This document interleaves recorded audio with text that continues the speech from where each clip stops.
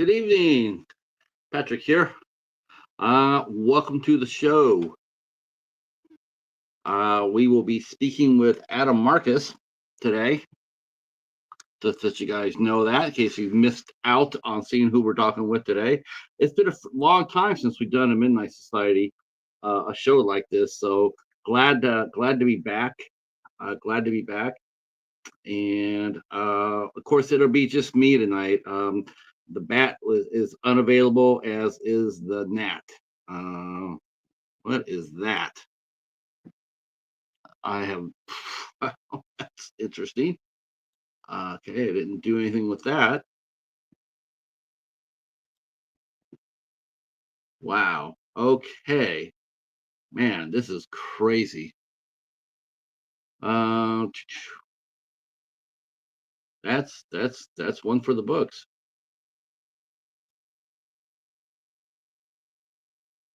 Wow. Okay. Well, I'm glad this is happening now. Here we go.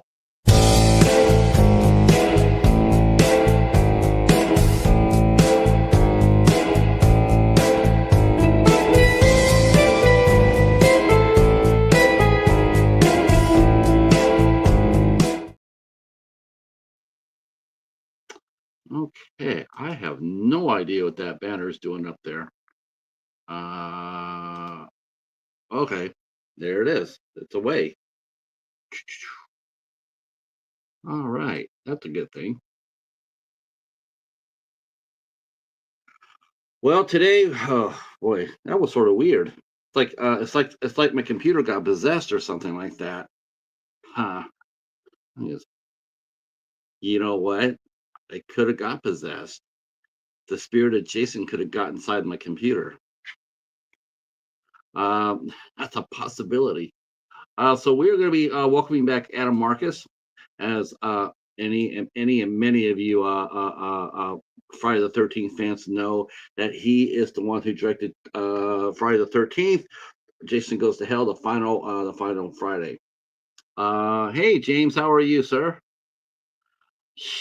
Let's see. And he also said James also says he had his blizzard today. Hell yeah, that's what I'm talking about. We'll be welcoming in Adam and my co-host for tonight. Since the bat is not here, I had to go get the master sharks to come over and hang out with us, and that will be Eric from Hey Internet. It's Eric. So he and I will be holding down the fort today on this edition of the Midnight Society. There's a lot to talk about. A lot to talk about since we talked to Adam last.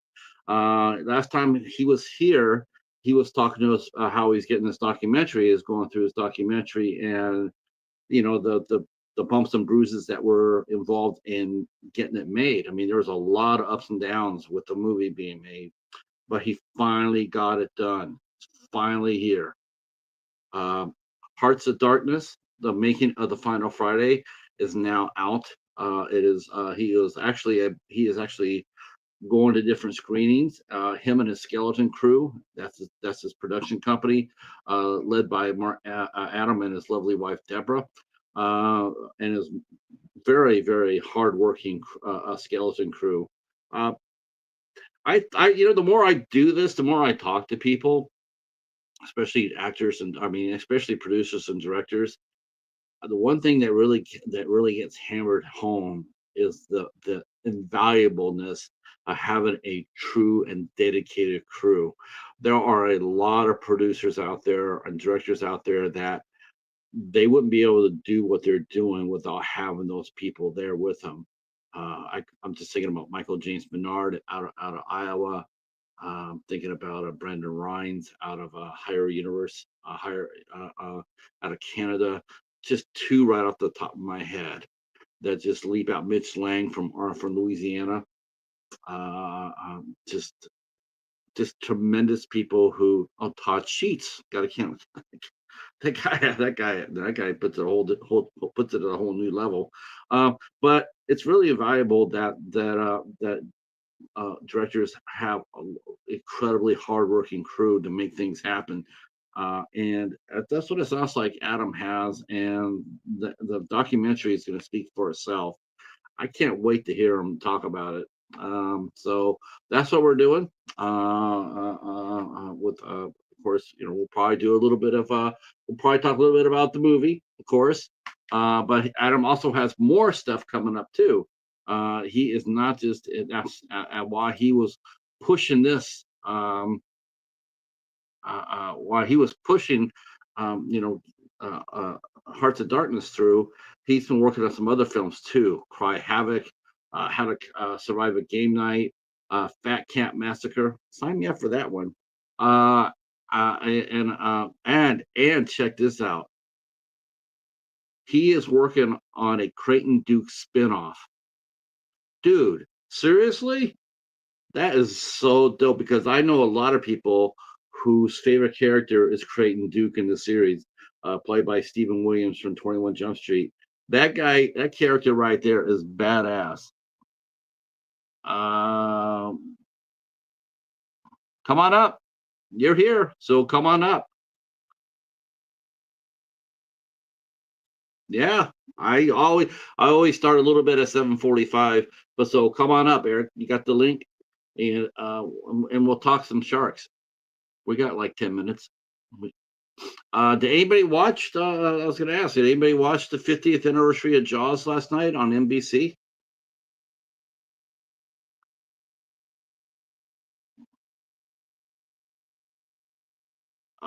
Hold on.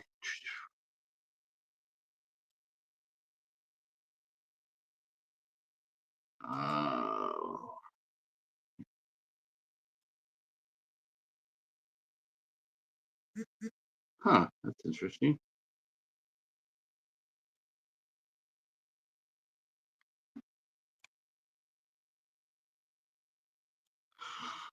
Okay, I'm sending this to you on Facebook.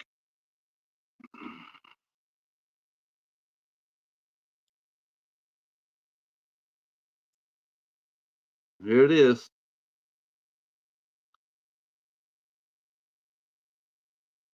Okay. Let me double check on Adam and make sure that his is fine.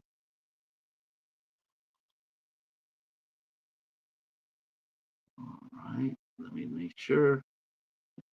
Yeah, that's it. Okay. Ah.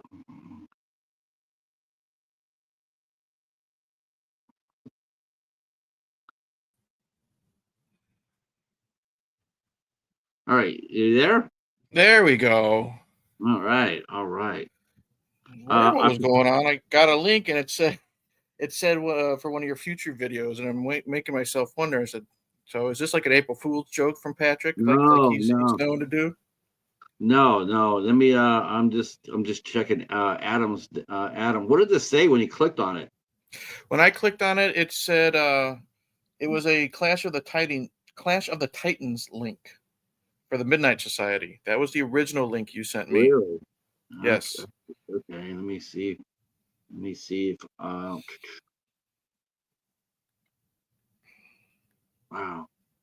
I hope I can go into this without doing anything wrong. Nope. That's the right one. Okay.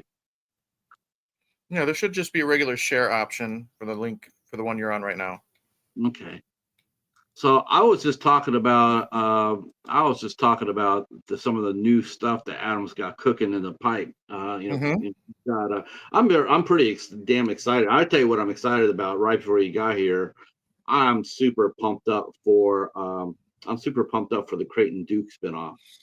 I I'm I'm one of those guys that I love the mystery of Creighton Duke, but if Adam is behind it, I have a lot of faith. So I'll say that. I have a lot of You know, faith.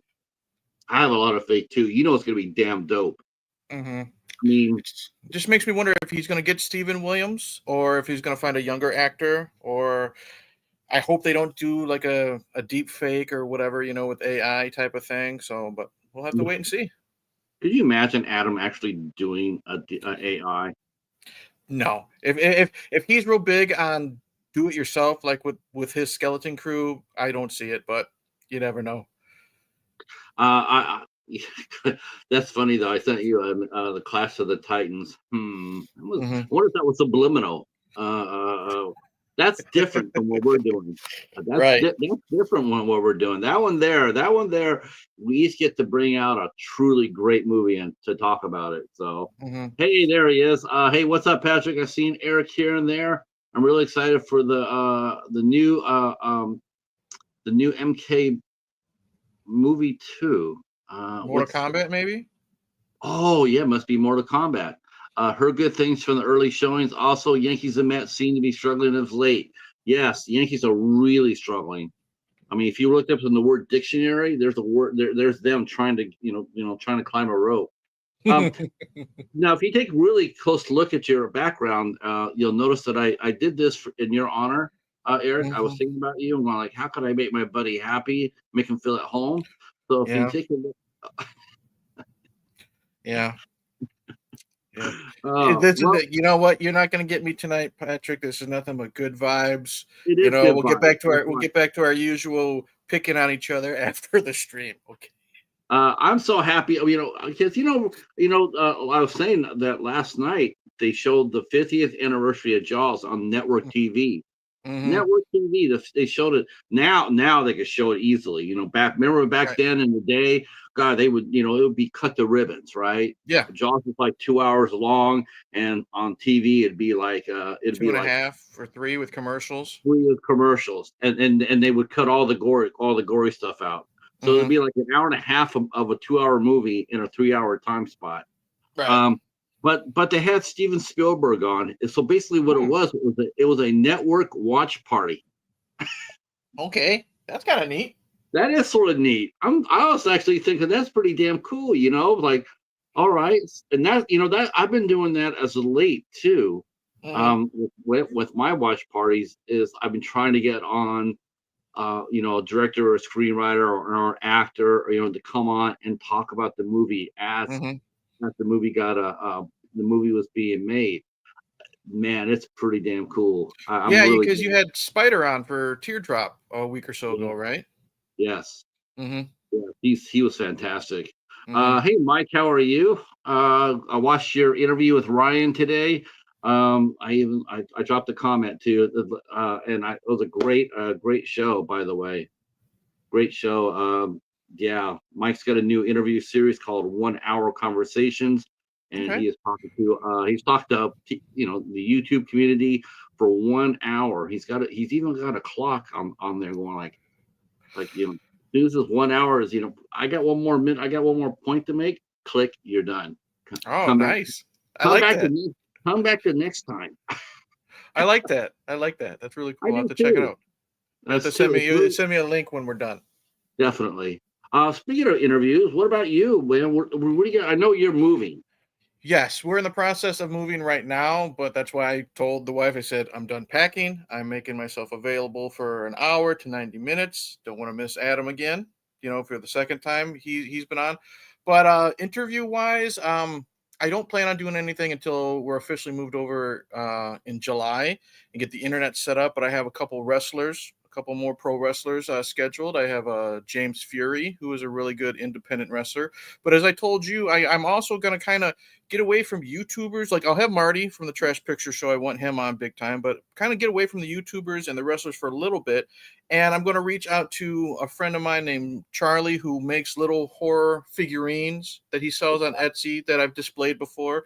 And I haven't reached out yet, but this one I thought would just be really, really fun. A friend of mine that I've known since like first grade. I don't want to say the name because that's one of my that'll jinx it. That's one of those things I believe will jinx it. But Right. he is a professional magician. So I think that would be cool to have him on. It's totally different, but it's still content creating and just talking about because he's been into magic since like first grade, and we're the same age, 43. So and he's still doing it professionally at big events and stuff like that. And I thought that would be kind of cool to have him on as well as kind of cleanse the palate from the wrestlers and the YouTubers and such like that. Yeah, who doesn't like magic though? I mean, Hmm. I had a ventriloquist on. Okay. She was amazing. She was amazing. April Brooker. She was amazing. I was like sitting there going, this is cool as hell. Hmm. I also love the idea, and I think it's really cool too. I love the idea, and this is hard though. This is of all the people that I try to get on 8 questions with, the hardest people to get on are the small business owners. Mm-hmm. Holy shit! I'm a dentist. They look at Mm-hmm. me like I'm a dentist. Like, That's you know, how it and is they, when I discuss, when I interview the pro wrestlers. It has to be on a day when they don't have a show. You know what I mean? And if it's independent wrestlers, they got the 9 to 5 during the week and Saturdays and Sundays and sometimes Friday nights. That's where they got to be on the road and get ready to the show. So it's like, picking these available dates, but you want to give them enough notice type of thing. And then sometimes, they're doing me a favor, sitting down and talking for 90 minutes for free. If they got a show that pops up and they can make, 50 to 100 or maybe more dollars, that's the chance I got to take too. You know what I mean? And I don't blame them one bit, no. because that's extra cash. Of course, I approached them. With, I approached them with, hey, this is, because to me, one of the great things is free publicity. I mean, Mm-hmm. you know, advertise today it's insanely expensive. Mm-hmm. And so to go ahead and when someone comes over and sees what you're doing and says, hey, how would you like to come on and talk about it for free? Mm-hmm. Or free, here's the spot for you for free, and you can talk about it. Mm-hmm. Yeah, man, you got to take Mm-hmm. that. Mm-hmm. Um, and I know some folks they get intimidated, or they want the other way. They want to know how many people are going to be in the chat, Right. like, and say, well, you only have 5 or 6. Well, what's in it for me? Well, Right. what's in it for you? And then you have to explain to this. It's like, well, it helps you with your search engine. It helps when people type in your name. It helps put in a little footprint in there. It helps you expand a little bit. So there is a benefit to it. No, there's It's not. it's it's the replay value that just because you might have a low turnout with the original live stream doesn't mean you won't get someone watching it later. Because a couple of my interviews, Madman Pondo, for example, you were in the chat when I interviewed him. The deathmatch wrestler. I had Yeah. maybe 6 people in the chat so far, at the time at the most, but he's at 2.2K views, you know what I mean, on my channel. So it'll still, his name is still getting out there through that specific video. So just because it might be a low turnout doesn't mean it won't be a low viewability, if that makes sense. You know what I mean? All right, the doorbell has rang. So that means our guest is here. So please help us welcome in the mighty Adam Marcus.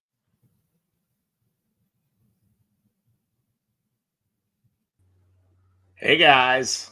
Hey, Hey, welcome Adam. back. Hey, how you doing? Good, good. Doing good. Excited.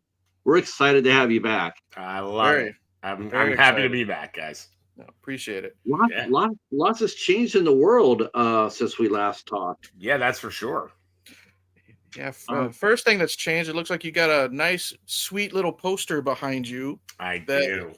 that I was officially part of when you revealed it in the Facebook Live. Amazing artwork. Really incredible, right? Yes, it Mark is. Mark Schoenberg killed it. He's amazing. The guy is so talented. Crazy talented. wow, where to even begin? The last time you were here, you were in the middle of you were still working on the documentary, getting it prepped up, ready to go, Yep. going through some obstacles. So happy to see that it's completed for you. This is a passion project. Mm-hmm. Yeah, it is. It is a movie I've not made $1 on. That's for sure in 5.5 years. But it is a movie that look, when I say I'm going to do something, I do it. And the fans wanted this. I didn't want to do this movie originally. I had no interest. I really didn't. I was like, listen, that's a chapter of my life. I'm happy to talk about that chapter of my life, but I'm not going to live that the rest of my life. I want to do other things. Right. And I was busy doing other things when TJ Bowser and Corey Kaufman, who are two guys who were fans and now are very close friends. These two guys made a Facebook page for me for my birthday. This is back in 2019. And it was very sweet. And I was like, oh, what a nice thing. That's really cool. Maybe there'll be a couple people there and they'll talk about Jason Goes to Hell. It's called Jason Goes to Hell, the Final Fan page. Mm-hmm. And within a couple of weeks, it had thousands of members. And I was like, what is happening? And then people started talking about the page on other pages about like, it's this really positive page. There's no hate speech. There's no dumping on other movies. There's none of that. It's a completely positive experience, which I was thrilled about, which we all decided like that would be the tone, right? Like no snarky, bad reviews for things. Screw that. Other people can do that. We're not doing that. Right. No shit talking, you know, and the overwhelming majority of people on the page wanted a documentary about this movie. And so I was like, okay, well, if this is something I'm going to do, then then I got to put my full self into it. And my response was, look, my company is not going to raise money to make this. We're making feature films. We're making, you know, narrative stuff. I said, but if the fans want it, we'll start an Indiegogo page. If the money is there, then I'll go do it. And I won't take a dime. It'll just be all production, and we'll pay everybody else who's working on the film, but not me, or my production team. And man, we got funded so fast. It was like, it was whiplash. It was like, oh my God, what happened here? And also, and this is a warning, anybody who ever does crowdfunding, we did way too many perks. We had so many artists that wanted to contribute and give us stuff. There were a ton, yeah. Dude, it was so cool. I mean, look, and by the way, God bless those artists. All of them have a producer credit on the movie. They're, you know, we honor them in every way we can. But we ended up with all of this stuff. Here's the problem. I spent the next 5 years, my wife and I, living in a fucking warehouse. I mean, we are just living amongst stuff. And we're the ones who shipped everything out. So we have over 1,000 backers on this movie. Wow. And we have already sent well over 1,000 packages out. And that's not including the Blu-rays that are coming real soon, and the VHS tapes that are coming real soon. So it has been a labor of love, to say the least. And I will also say, look, myself, Ali Rivera, Deborah Sullivan, Brian Sexton, none of us have made a dime. You know, so when people complain about the movie, you know, I don't have my Blu-ray yet. I'm like, okay, dude, calm it the fuck down. Like, we're working our butts off, and I'm sorry you don't have the Blu-ray yet. I'm sorry there was a pandemic that had nothing to do with us. And that's one of those things that people don't seem to quite get. The pandemic in Los Angeles, California is not the pandemic anywhere else on planet Earth. It's not. You know, we were in lockdown for 2.5 years. 2.5 years. And people don't get it. Like, oh, I was in lockdown for 2 months. Great. Good for you. That was not that's not our existence. And it's also not the existence of all the people who were in this movie. So we had to go into their homes, right? And shoot them in their environment, because I didn't look. I love, you know, Crystal Lake Memories, and his name was Jason, and all these movies. I think they're freaking awesome. But, you know, let's be honest. Most of those movies have a backdrop like Jason behind it. It's a, you know, blue screen or green screen background. I know, because when I did His Name Was Jason, that's what was behind me. And by the way, they never interviewed me for Crystal Lake Memories. They just reused footage from His Name Was Jason. So I was not going to do anything that felt in any way cheap to the fans. Like, if we're going to do this, we're going to go to location. We're going to interview people in their environment, let them feel comfortable so they can say whatever the hell they want. I don't want people feeling pressured, especially. Look, I made the original movie. I was asked to make this one. I did. But I don't want people feeling like, well, it's going to be a puff piece because Adam produced it. Of course, they're going to say nothing but nice things about him. Guess what? We have a ton of people in the movie saying how much they hated the movie.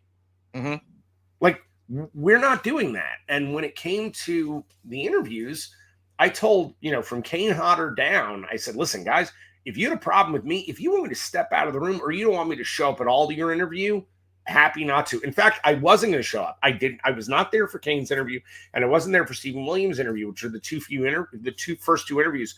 Both of them were pissed at me that I wasn't there.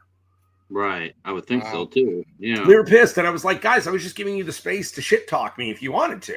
And they're like, I'll shit talk you to your face. I'm like, okay.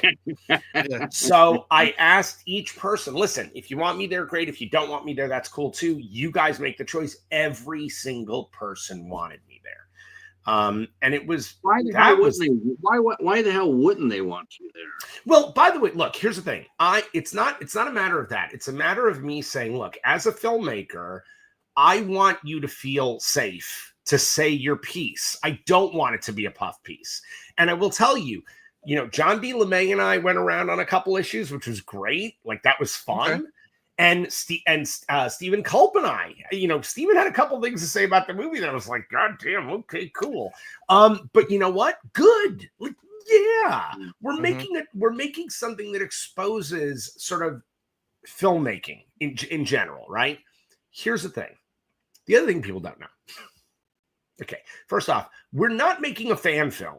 Like, I'm really tired of that concept. I am a director in the franchise. My film, whether you like it or not, is canon. Sorry, guys. Like, sorry. That's what it is. So you can bitch about it. That's great. You can be mad at me. I don't care. That's cool. You can hate the movie. Great. Got it. It is canon. I am a director in the Friday the 13th franchise. People want to somehow like downplay the New Line films. Like, nah, go fuck yourself. How about that? How about we just say that? Yeah. I didn't make a fan movie. Maybe we can say it all together in unison. I love it. Seriously, it's because it's a lot. Look, again, I don't have a problem with people hating the movie. I don't. It's just you can't say, I've decided it's not can't. Go fuck yourself, man. Right. I don't care what your opinion is on that. Facts are facts. Sorry, we're not going to play that game. Your opinion, you have 100%. 100%. That's that. You have every right to it and enjoy it, and that's cool. We're cool that way. Okay. The problem is the people who hate this movie. I mean, the diehard haters, the real like the guys who they get to a place where they're like rabid and they say shit to me that's just like ugly and like nuts. By the way, mean just for the sake of being mean. Yeah, but you know what? Here's the thing. I don't come at those people with my fists up anymore. I don't. I really don't. I come at people who are that angry with my arms open. And I stop them and I say, okay, I got it. You want me to have ass cancer? I got it. I raped your childhood. Okay. And I really do ask this of people. I say, who hurt you? What happened? Because something happened. Like, this isn't about a movie anymore. Like, you're in pain because somebody did something terrible to you. Tell me what happened, man. Like, I would rather hear what happened in your life that made you this angry about a movie rather than listening. I got it. You hate me and you hate my movie. Okay, cool. But I'm going to come at you with a certain modicum of love and trying to be understanding and say, man, something's wrong here. You know, you got hurt. So who touched you in your no-no place? And let's talk about that. You know, I do gotta say that, you know, among our small community here, me and Eric are probably like the two biggest flag wavers for you. Thank you, man. Thank you, guys. You're awesome. Any conversation, when they talk about the final Friday, it's either one of us two are sitting there going, fuck off, and because I don't mind, to me, I tell people this, Adam, I say, listen, I don't care if you hate the movie or not. I don't. It's your opinion. You're entitled to it. What really gets me about the movie is the fact that they don't take any sort of take 5-10 minutes. Find out about about who made the movie. Find out that he was only 23 years old and got handed a multi-million-dollar film. That's a lot of fucking pressure on any director. Please, by all means, go ahead and tell me another first-time director that can walk out there with a horror film and hit it out of the park like that. I'll wait. Thank you, dude. I mean, I've always said it like this because I've loved it since it was my first unrated movie on VHS. I'm like, wow, there are different cuts of movies of this shit. So I've always loved it. I was real late to the franchise, I guess you would say. So I really didn't care if it made sense or not. Who cares? It's people getting sliced up and fun like that. But as I've gotten older, as I've gotten on social media, I've done interviews.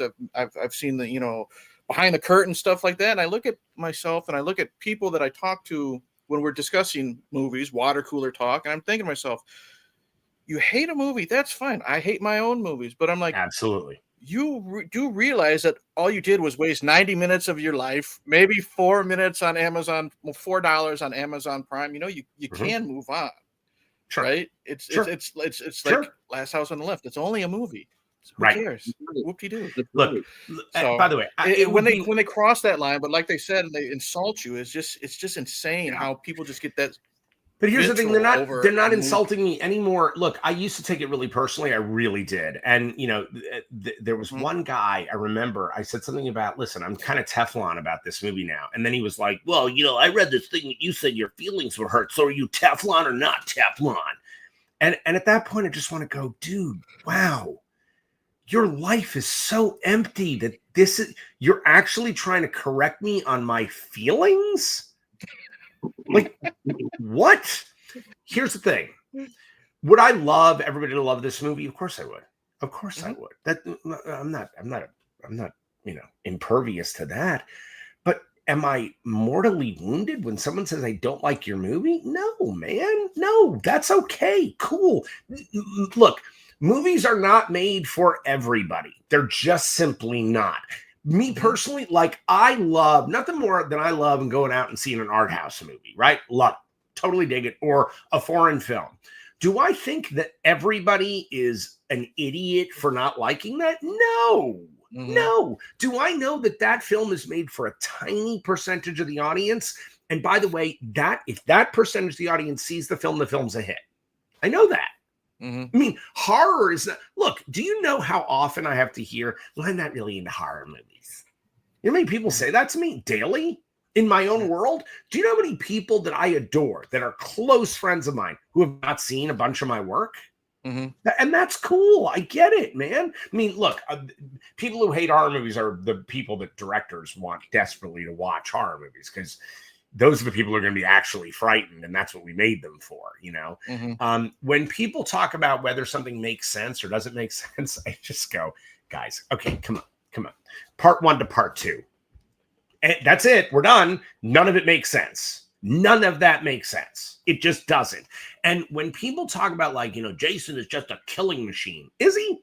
Because I remember him pulling a prank on Alice in the first scene of part 2. It's a prank. He hides. He puts the head in the fridge and then hides and waits for Alice to find the head. I'm sorry, you have a great sense of humor, dude. Like, that's a very evolved sense of humor to pull that shit off. He doesn't just want to kill her. He wants her to see what she did in the fridge. I mean, he could have just put it on the counter, killed her, done. No, he wanted surprise. I mean, are you kidding? And by the way, 2 weeks earlier, he was a kid in a lake. So already we got magic at work because he was a child 30 years ago and drowned. So he's still a child. And then somehow in 2 weeks, he's gained 120 pounds of body mass. He's learned how to drive, because I don't think he walked through town with Pamela's head in his hand. Right. He learned how to read the white pages, because that's the way he used to find people. Right. So I'm sorry. We talked about. It's funny, Adam, you mentioned this, because we talked about this. Me and the guy who was here last time. We did a Friday the 13th a retrospective, and we commented about all this, about how Jason was smart and intelligent. Yeah. You know, he really, and like he did learn things. He did learn how to read. He did learn how, to hide and to plan. I mean, he had reason. And then in the remake, they acknowledged that by making him intelligent again in the remake. He's smart as hell. He's smart as hell in the remake. Which makes him, for my money, 10 times more frightening. He knows what he's doing. Jaws is, and literally this is the weekend of its 50th anniversary, so it's nice that we're actually doing this right now. Jaws is the finest, one of the finest horror movies ever made, and for my money, it's the single best directed movie ever directed. I just think from a direction standpoint, it is flawless. It's just a gorgeous movie. Here's the thing: if you stay on land, Jaws can't get you. Jaws is just a thing that eats. It just eats. It eats, it poops, and it makes little sharks. That's it. That's all it does, right? Right. The great joke on Saturday Night Live in its first season, land shark. Okay, that's actually a scarier premise. If this thing has sentience and can knock on the door and get you to answer it, right? But the way that these people talk about Jason, he's just a shark. Well, that's just fucking boring. That's just dull. Yeah. I'm not interested in that. Michael Myers isn't just a shark. Like, if we keep turning, look, by the way, I'm fine with someone saying it's the boogeyman. Awesome. I only would prefer that Michael Myers was the boogeyman. Making him human lessens him. Jason Voorhees, by virtue of the first two movies, is a magical being. Stop it, everybody. Like, stop it. And I'm sorry, by the time I jumped into the franchise, he was already a zombie and fought someone with telekinesis. See, that's the thing, and this isn't a knock on the horror community, but some of these hardcore fans, they like to pick and choose what is okay and what isn't. And what isn't okay. But right. Like with your film, for example, they're pissed off that Jason, air quotes, isn't in the movie. Whether it's, 5 minutes in the beginning or the final fight with Steven at the end. But I always tell them, no, he's in the movie, the whole fucking thing. It's just not in his original form. And then I always tell them. And if people don't like body hopping, that's fine. Right. That's fine. Yeah, I don't get some of these fans. This is what we're talking about. We're talking like some of the greatest movies are possession movies, right? Like hell yeah. If you have trouble with Jason body hopping, then what the hell are you watching The Exorcist for? Why are you watching The Thing? If you don't like Jason body hopping, why are you watching Freddy Krueger? Yeah, right. He's a body hopper too. Yep. Right. So what's the fucking difference? It's what I was saying, though, is, they're mad that, air quotes, Jason is in the movie, but they'll praise part 5. I said, that's not even Jason at all. And A Nightmare from Tommy Jarvis doesn't fucking count. So he's in. What they're mad about is there's no hockey mask. And by the way, that's bullshit too, because the amount of time that Jason appears on screen with a hockey mask, when Kane Hodder is on that screen in a hockey mask, is longer screen average than almost any of the other films. He's in the movie a lot. I mean, those 2 sections when he's in it, he's really fucking in it. Right. Okay. The other part of it, look, and again, I'm never going to be upset with somebody who doesn't like body hopping. Like, cool, I get it. Again, the opinion is fine. It's just, and look, I am a fan. I wish people would get this. I am such a fanboy of this stuff. I know all of these movies backwards, forwards, and sideways. I adore them. I was making a film because I felt, as a fan of horror movies, I was being disrespected. And by the way, I was right. Because the minute I started working with the companies that make these movies, the conversation that happens in the walls of those companies about the fans is despicable. Really? Despicable. Okay? Literally, things are said like, well, they won't get that. They're stupid anyway. Yeah. Just throw some more tits in there. It'll be fine. That's all they really want. Wait, what? And I had to sit there and listen to this crap. Now, by the way, I've never felt that way. I've never felt that way about fandom of any kind, including the bro dudes who just want a hockey mask and naked girls and cutting them up. I get it. I don't think Terrifier is going to go to a place that it isn't that movie. It's just going to be gnarly carnage. That's it. That's what that series is going to be. God bless them. Go for it. Okay. For me, I fall a little more into the Tommy McLaughlin camp, which is, okay, we'll make a movie about this character, but can't we open the door a little bit to include other ideas, other film franchises that can somehow, I mean, Tom McLaughlin made Frankenstein. He literally made Frankenstein. And that's amazing. Like, I love that film. I adore Tommy's movie.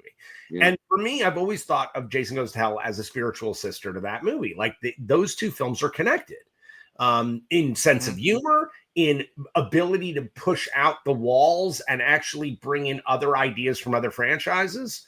And also to give Jason a little more reason for being what he is. The minute you put the Necronomicon in there, by the way, here's another thing. The bro dudes who hate that I say that Jason's a Deadite, the bro dudes who hate that, they love the comic book Freddy versus Jason versus Ash. They love that shit. And I go, wait a second.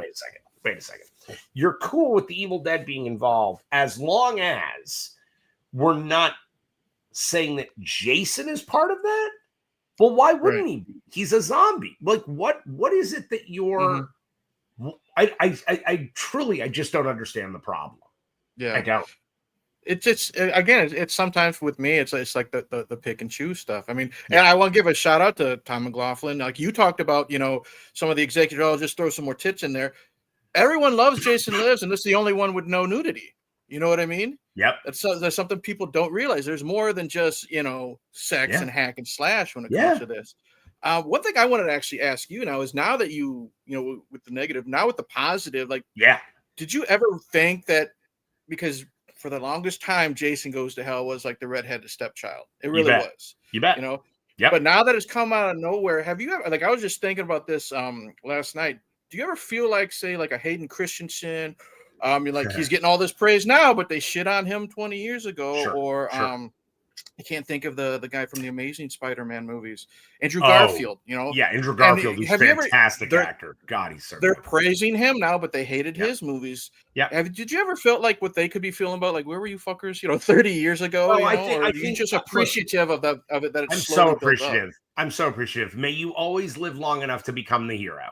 That's really what it comes down to. The other thing is, what people tend to not remember, when the movie first came out, there was not this wave of hate. There wasn't.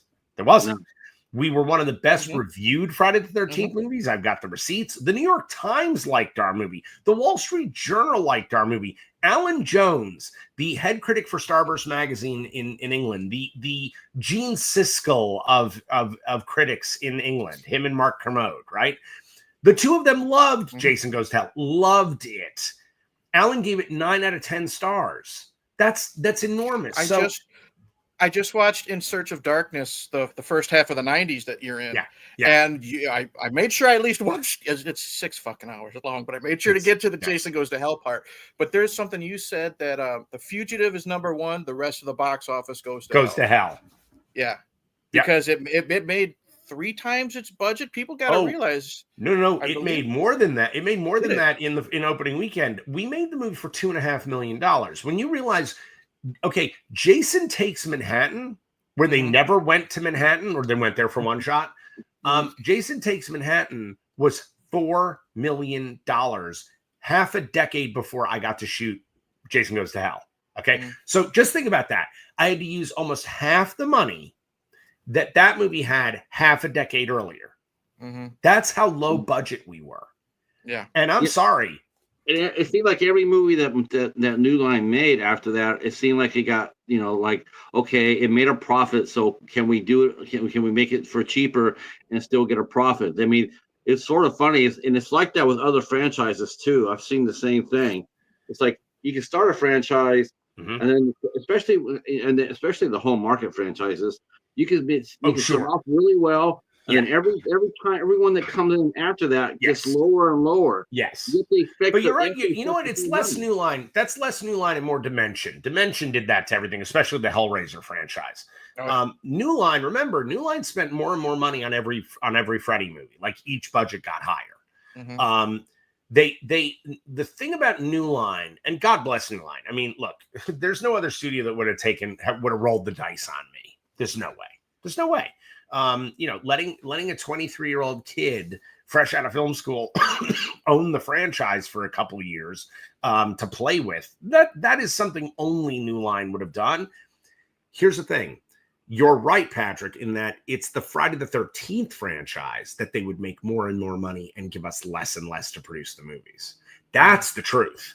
And that started at Paramount, and it just continued. By the way, it only continued for my movie at New Line because Jason in Space, guys, Jason X, that was an expensive movie. That was not a small budgeted movie.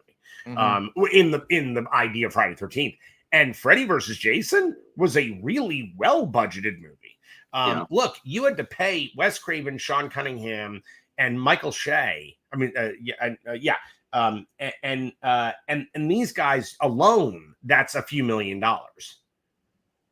So you're talking about the amount of money that Bob Shea, not Michael Shea, Bob Shea. You're talking about that's just coming off the top of the film. So that's a big budget. You're paying those guys that much money. Robert Englund doesn't show up for less than $1 million by that point. He's like, no, man, you're not going to make the movie without me. The sin of that movie is that they didn't use Kane Hodder. That's not cool. Not cool.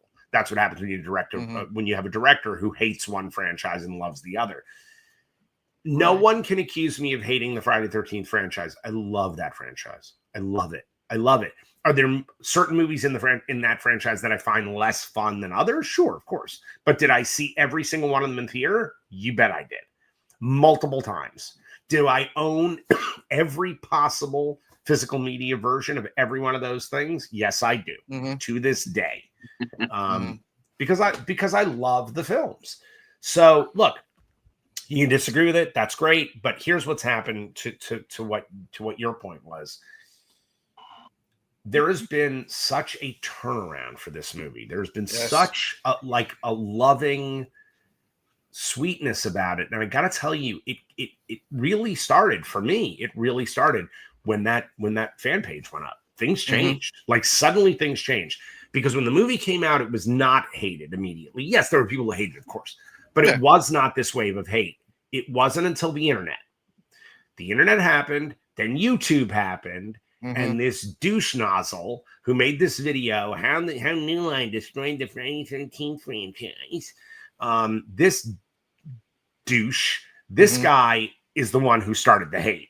And that wave of hate came hard and fast in the early 2000s. Ooh, Jesus. Like it was a lot, man. Like it was bad. And I really just I stopped going to conventions. I'm like, I don't want to interact with people. I'm done. Like that's enough. Yeah, I don't blame you. Yeah.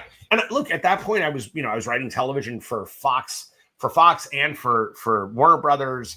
I was making movies for Sony and Lionsgate. I didn't need the hassle. Like I'm going to go do other things, guys. Thanks. That said, there's never been a time I haven't responded to a fan. The whole time. Anyone comes at me with love or even comes with debate, I've always responded, and I pride myself in that. I think that if somebody takes the time to speak to you kindly, you absolutely anyone who got in this business and doesn't realize that it comes with a fandom and it comes with people who want to connect with you, well, you're in the wrong business. Right. Don't be in this business because you do owe your fans something. They're the ones who ultimately are paying your bills. Let's be frank. That money doesn't come out of nowhere. It comes from the fans' pockets. And I have always respected that. Also, they're people and we're all fans. Like if I'm a fan, I would want someone to respond to me. I'd want someone to be kind to me. Again, you have to give kindness to get kindness. Right. That is definitely a thing that I think more people can adopt and learn from. It's like that with respect though. It's like, to me, it's like give respect. If you give it, you'll get it. You bet. And it's just discouraging to see people, like to me it isn't regard, it's like one movie I talk about a lot, and I do talk about it because this is a good example where sometimes where someone gets in over their head. Sure. And it gets reflected on the screen, and that is Hereditary. Harry Astor's first movie, and you watch it, and everybody's like going Google over it, but all I see is just I saw a director that was just frozen. That was frozen and didn't direct very well. He was starstruck. He directed the movie like if it had been me. if I had directed a movie with, interesting. and I got to meet with Tony Collette and Gabriel Byrne, I'd be sitting there with my mouth open too, and I would have a hard time telling these guys what to do and how to play it, because it's Tony Collette and Gabriel Byrne, and Right. and that's how that's how I felt about that's how I feel. Mhm. That's how I feel. I feel sorry for them, but there you go. But everybody still loves this movie. I just felt like he was just he just was frozen.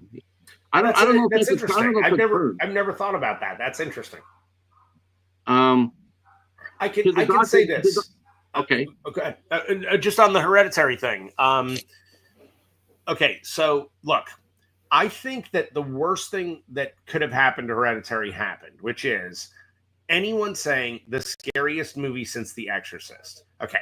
Whenever anybody does that, whenever any critic says that, they're doing it just so they can be on a poster. That's why they say it.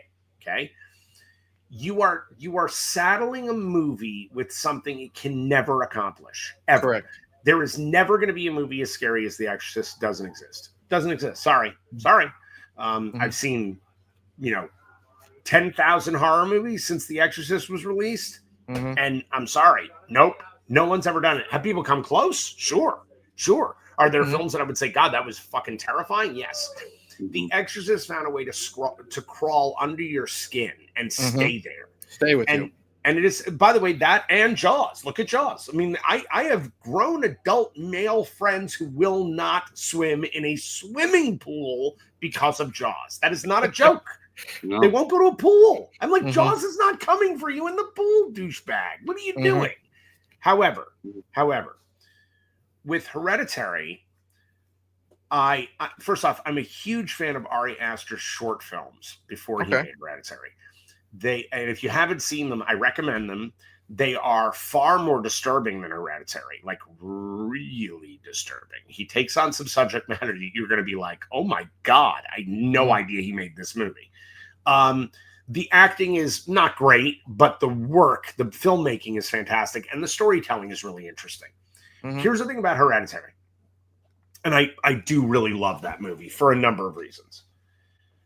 I love the construction of the movie when it comes to the cult, because on subsequent viewings, you start to realize, like, all the kids at the party, at the party that he goes to, that he brings his sister to, a myriad of those kids are in the cult. Now, you don't know that on first viewing, but when you go back and you see the way everybody gets those two people separated, look, who puts nuts in a chocolate cake? Who does that? You ever had a chocolate cake with nuts in it? On it, sure. In it. No. In the batter. It doesn't exist, okay? They have chopped up nuts. By the way, when they chop the nuts, okay, it's the exact same rhythm as when Toni Collette is hitting her head at the end of the movie. The exact same rhythm, okay? So there are things that he's doing that I find really, like, fascinating from a directorial standpoint, Patrick. Like, that's why I find it interesting where you're saying he felt frozen to you. I feel like he kind of did all of his research, had his ducks in a row. My problem with Hereditary, it's my only problem with Hereditary, because I really do dig the movie. It shits the bed in the third act. Because the scarier movie, the truly terrifying stays with you forever movie, is the last moment of the film should have been that Toni Collette is sitting in her house and her entire family is sitting there with her dead, and she's killed everybody. Because the movie is about grief. The movie is about a woman who has a psychotic break because her mother dies. Her domineering mother dies, and then her daughter is killed. And it's much more interesting if this woman is just out of her fucking mind and has killed everybody. So the end of the movie, you've had a narrator who you can't trust. True. And you've been watching the movie through Toni Collette's eyes, and suddenly you realize, oh God, she did all this. She did it. This is about grief. That movie for me is actually terrifying, because that can happen to anybody. So, when it goes to its weird Rosemary's Baby naked old people ending, yeah, I'm like, okay, good for you guys. Yeah. By the way, when did naked old people become the go-to for creepy? Like, when did that, between that and the naked guy standing on the roof in It Follows, like, Rare it's become Exports.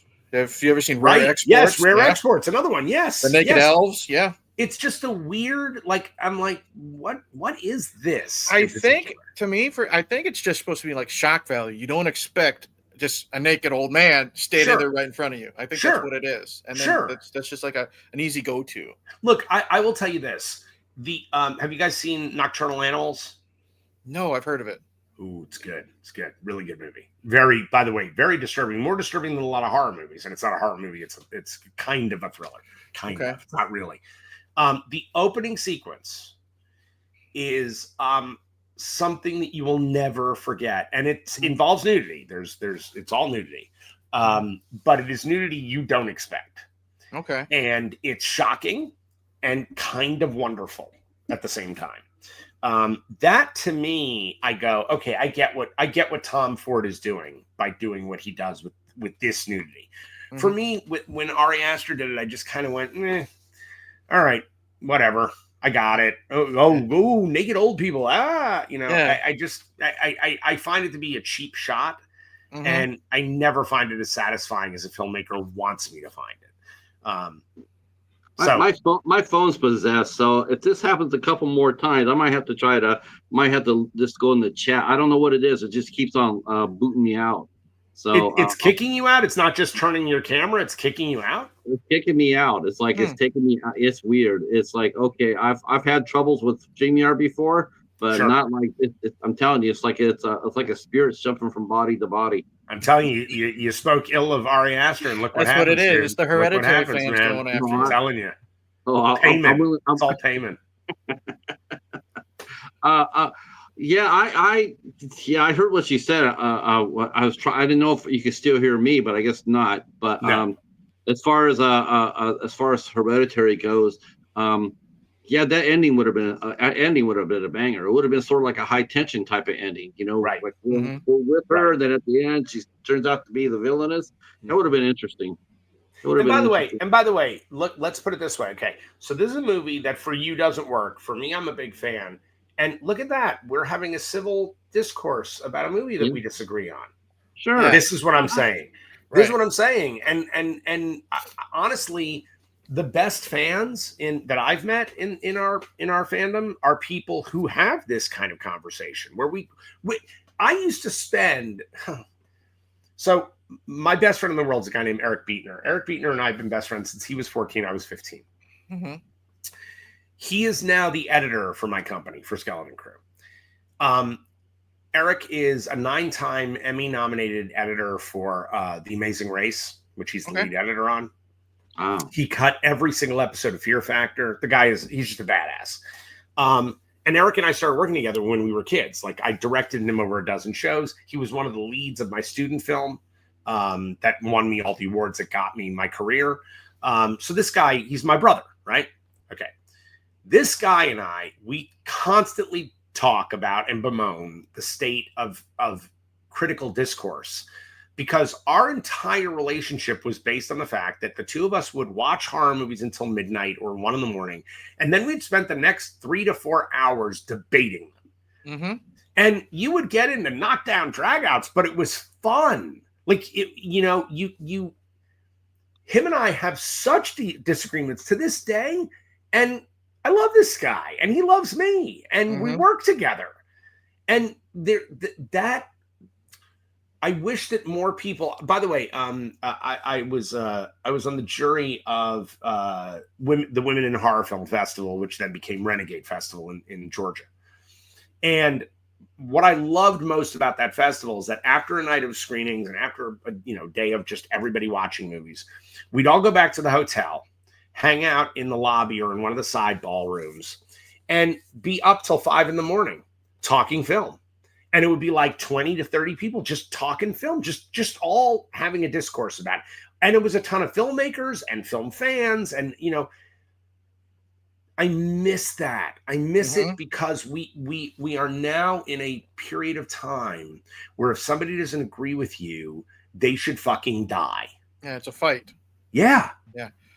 It shouldn't be. None of this should be. Adam, I've always said now is, civil conversation is dead. And I think it's because of social media, which I get it. 100%. It's a double-edged sword. 100%. Me and Patrick are YouTubers, so we use it to promote our stuff. Absolutely. You're a director, writer. You got to use it to promote your stuff. You bet. But the problem is you can't. There's no more in-person water cooler talk. Here's the problem. Yeah. We have trained an entire society that your opinion matters as much as anybody else, so you should shout it in their face. Right. The fact that people come to me as though they know me and say stuff that is so ugly, and I go, dude, you've never met me. You don't know who I am. I saw an interview with you and I didn't like you. Okay, cool. Sorry. But you don't know me. You don't know who the hell I am. It's funny. It's fun. It's fun. And this is true. This is what you're saying is true. And I'm going to use this as the example. Look, there's three guys that do our show, that the Midnight Society, right? There's three guys that do it. The Cat, the Bat, and the Gnat. Okay. Al's not here, but my good friend Justin, and I'm going to, I put him out there.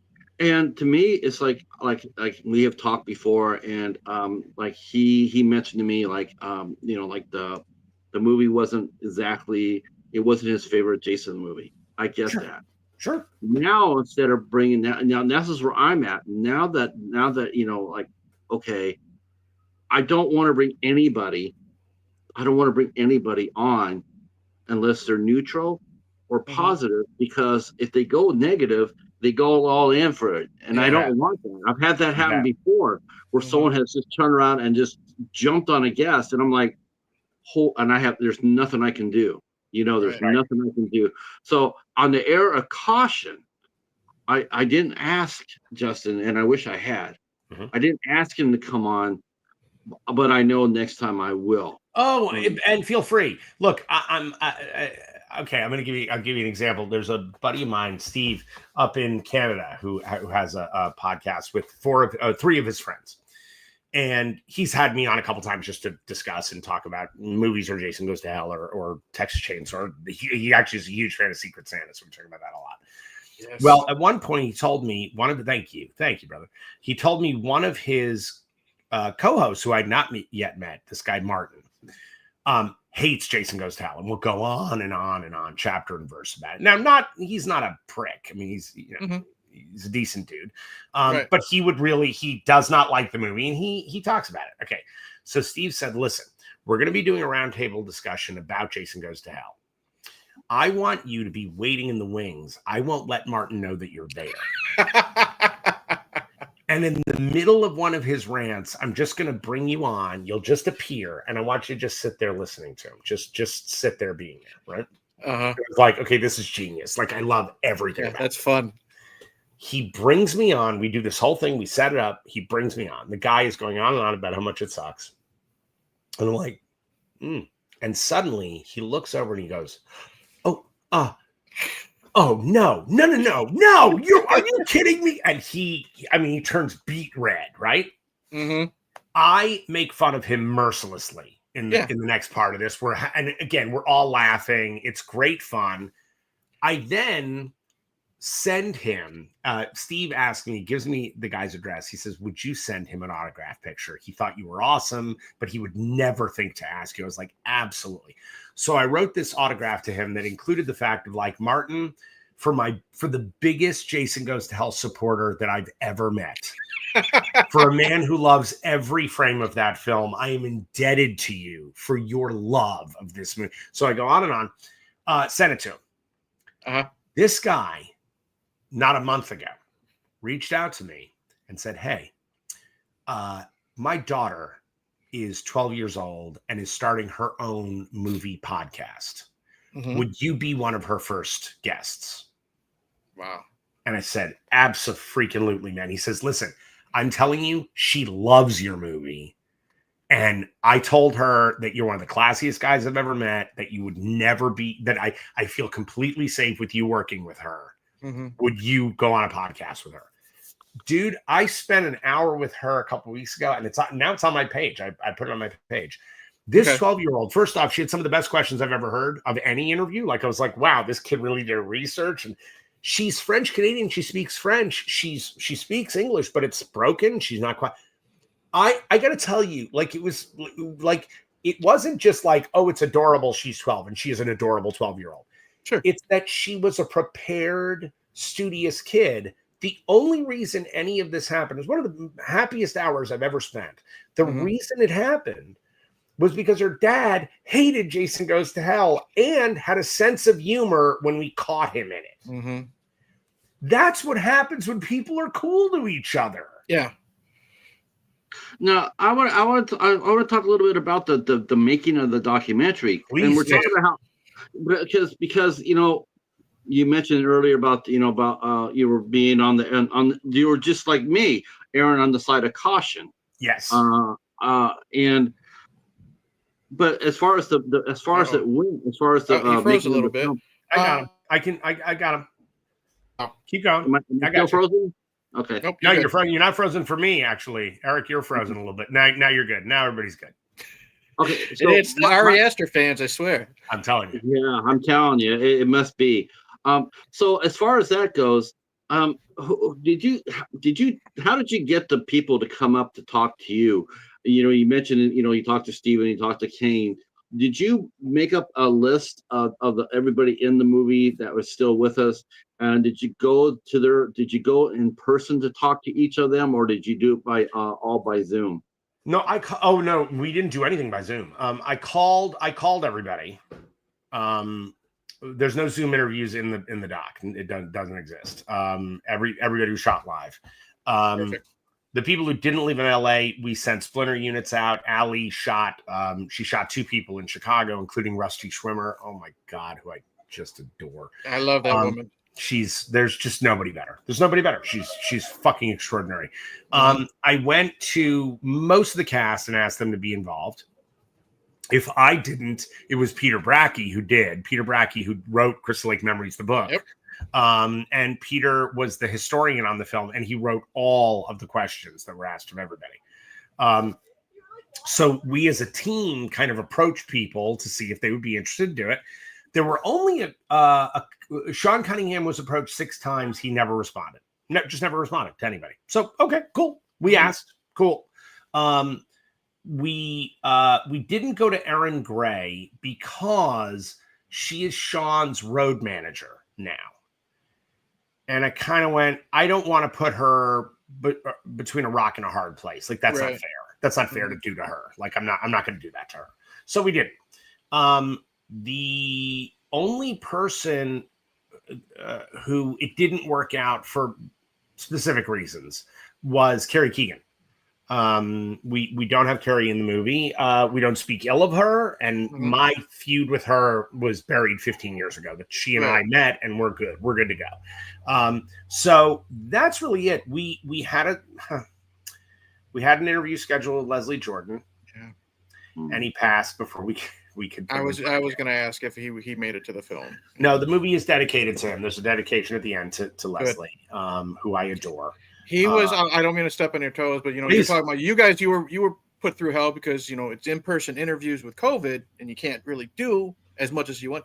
He was such a shining light. His Instagram page made me laugh so fucking much. You know what I mean? He was one of those treasures, and it was literally just a little. I don't mean this little like derogatory. He's just a little guy on Instagram, shooting the shit, being funny, making people laugh, and I was severely bummed when I read what happened. I am glad that he gets a dedication to it. Oh yeah, we were all devastated. We were just devastated. I adored him, and he was kind and generous and lovely. And look, I mean, I worked with him at the very beginning of his career, as he did me. So this is he's a remarkable guy. But other than that, we got pretty much everybody on camera. We only had to do 2 interviews that were online. We did them still with a single camera, but we did have to do a couple of those. One appears in the movie, one does not, but the one that does not has an extra on the disc. So pretty much everybody who was interviewed is either in the movie or on the disc at the very least. look. Now, did you ask him the same? Did you ask him the same questions, or was No. every individual, every interview completely individualized? Every single interview was individualized. There were a couple of questions that were running questions that we asked everyone. One of which is, do you remember Sean Cunningham being on set? Because I don't know if you guys know this or not, but Sean claimed to have reshot 60% of my movie. I've heard stuff online, but you don't know what to believe. Oh no, he said it in. We've got him on camera saying it. It's actually really? It's not in the doc. It's actually in the extras. But there is an extra. There's an extra of Sean. One of our two guys, TJ Bowser and Corey Kaufman. They shot him at a convention, and they asked the question, and he literally says it on stage next to Kane Hodder, and you watch Kane start to move away from Sean. Because he knows this is why you don't give a convention guest drinks before they go and speak before the public. By the way, he didn't have any drinks.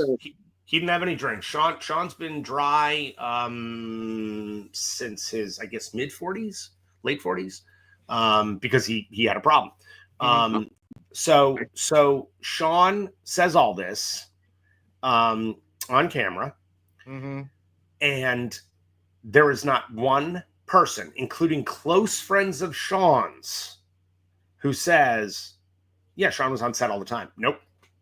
Most people said, I never met him, or he was never on set. And when we asked Bob Kurtzman that, Bob Kurtzman was like, what the fuck is wrong with him? He didn't direct one fucking frame of that movie. And then we asked Bill Dill. And Bill Dill says, Sean tried to he wanted to direct the additional 2 days that we had at the end of the movie where we did the camper scene.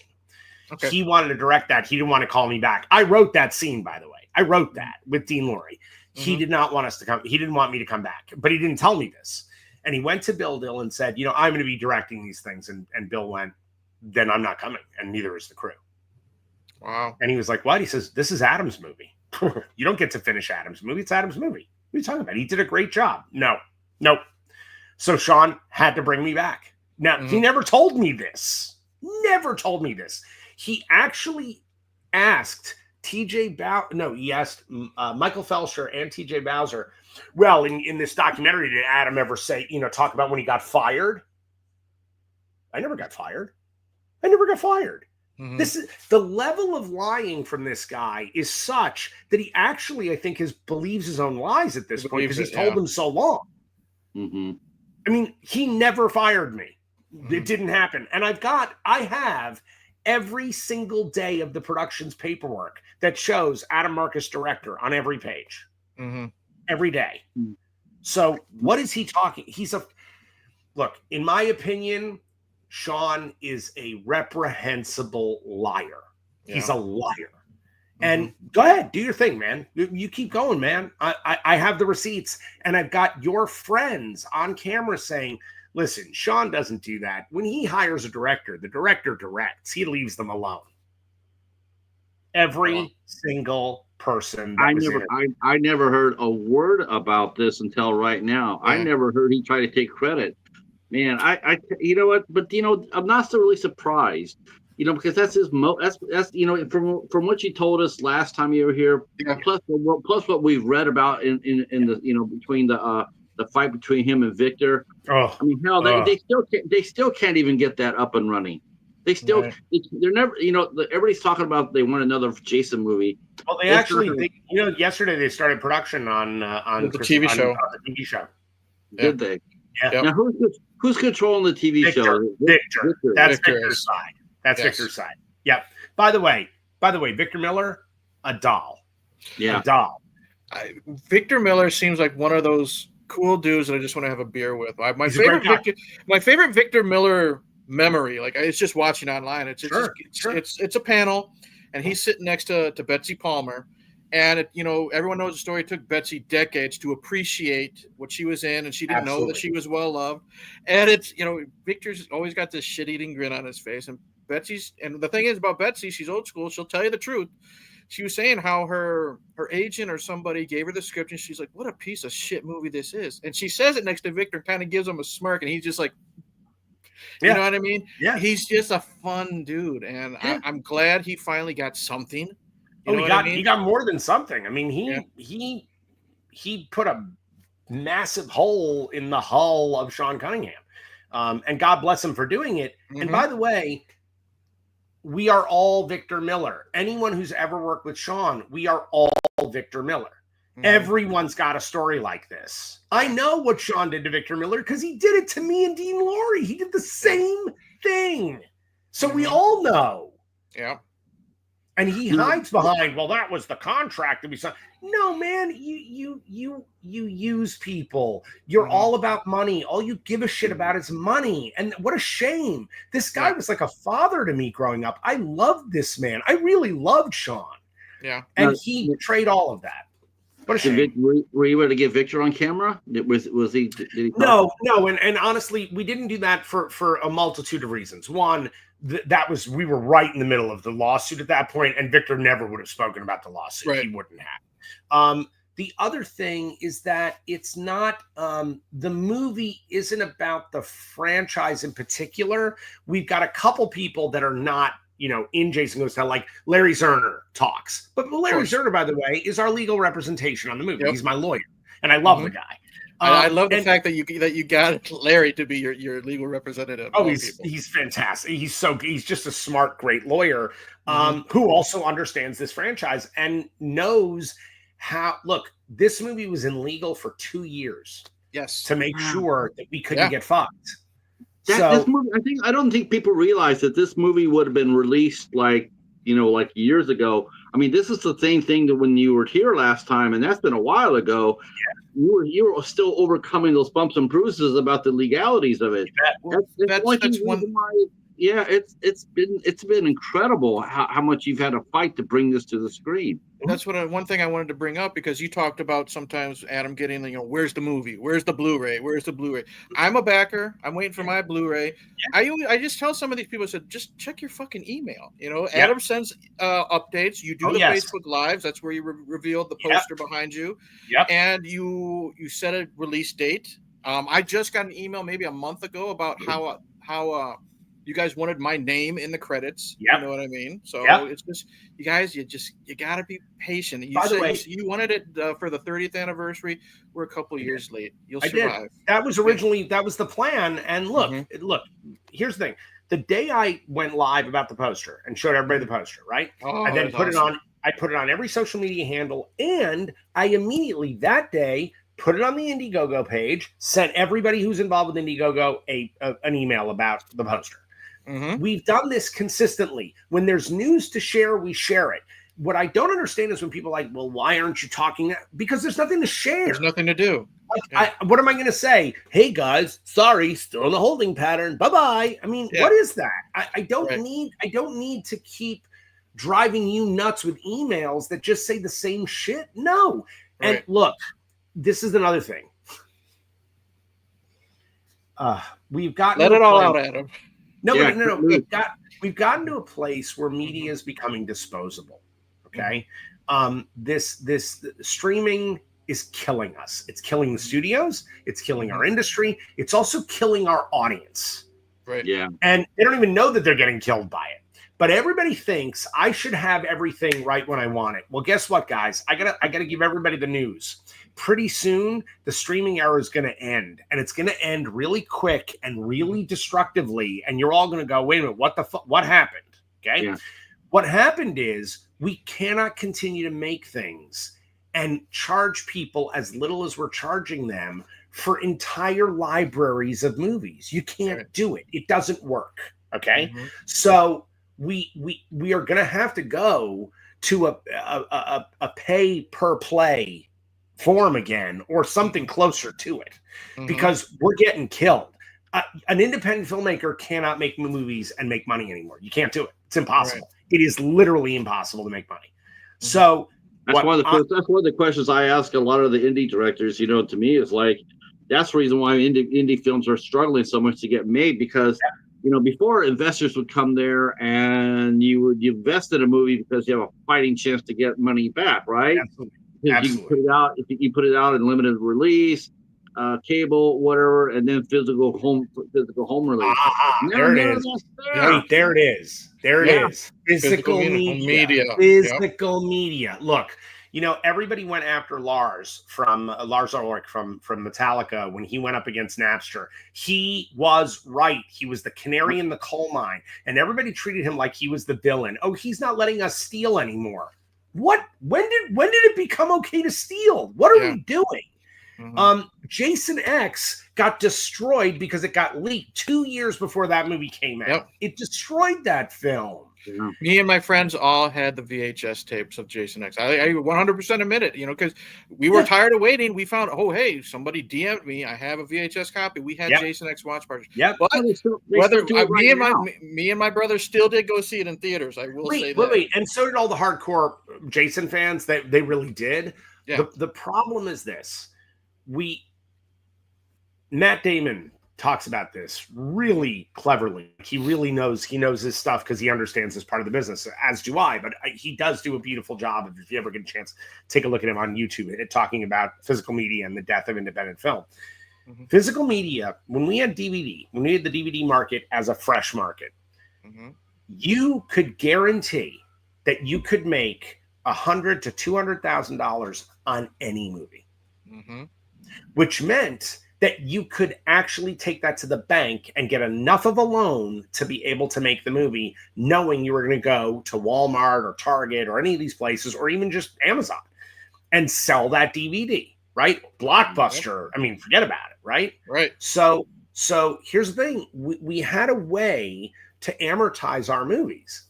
Now, guys, you watch Secret Santa on Amazon. The entire movie, beginning to end, I make 1 penny. A penny. Damn. Right. So 1 million views equals 10 grand. Yeah. What are we doing? Exactly. What are we doing? Guys, we can't. That's the reason why everybody has to crowdfund. Because that's the only way they're making the money. Investors are no longer going to go ahead and open their wallet because they're sitting there going like, how am I going to get my money back if I invest $100,000 in your film? How are you going to get my money back to me? And producers, directors today, of these movies, they have no option. They have no question. They have no answer for that. There's and that's the reason why they say, no, can't. I'm not investing anything in that because there's no possibility of a return. What I'm doing with this movie and why I'm bringing this up is, all these people who backed the movie, which God bless, love you. You're awesome. Your name is on the movie. Fuck yeah. Let's, we went and made a movie. That's what we did. We did we did the thing we said we were going to do, and we got you all your perks. The only perk that's missing is the Blu-ray or the VHS. That's it. Because we're not doing DVDs. We're giving everybody who got a DVD is getting a Blu-ray on us. Here's the thing. They are complaining that they're not getting it quickly enough because we're going out to festivals. And I didn't give money so you could go to a festival. What? Wait, what? Wait a second. So we're trying to make the movie a legitimate film and life in theaters and try to do showings in as many places as we can. And anyone who's involved with the film can come to the screenings. We had screenings in Texas and Los Angeles and at Glasgow in Fright Fest. Yep. And by the way, at all 3 of those screenings, I had a ton of people who backed the movie at those screenings. They were there. So they got to see their name on the big screen. They got to see the movie. They got to be in a room full of people who were enjoying the film and applauding and having a great time and laughing. They got that, right? I don't understand this. Well, why don't I have it first? Because you don't. Don't. Be an adult. Wait a second. And by the way, the people who've said to me, hey, can you come to Kansas City? I go, hey, listen, you find us a venue or a festival, it's there. Done. Yeah. So I have been totally open to getting the movie out there to people so people can see the film. Here's the other part of it. This movie is going to go to Blu-ray and it's going to live there for a while. I'm not going to streaming. I'm not going to streaming right away. I am giving the Blu-ray 6 months to a year before I go to streaming because fuck this. Right. Because the Blu-ray actually gives the movie a life. It doesn't make it disposable. And people who want to see the movie, great. Pay for it. Pay for a copy of the copy. By the way, all the people who back the movie, they're getting their copies. They're getting their shit. Yeah. But I am not. By the way, there was a festival in Florida that wanted the movie for their streaming section, and I said, "Sorry, nope, no way, not happening, not happening, not allowing it, because I don't care how much you tell me we have security and we no. And by the way, this thing about festivals staying online after COVID, because that's why they started doing it." I'm sorry. Are you paying me for that then per stream? Because now it's not about people at your brick and mortar movie theater going to see the movie. Now you're trying to amortize my film and get all of that those dollars, but you're not giving me any of that. Right. So I'm sorry. What am I getting from this? Exposure? I'm good. I got exposure. Thanks. I'm good. We're good on exposure. So, are people still using that? Do people actually use that line on you? Sure. Oh, sure. Jesus. Oh, sure. But how are they? 21 years old? I got exposure. I'm great. Thanks. Well, here's one thing. You know, like I'm saying, as a backer, I'm big on physical media. I'm glad that you're offering that.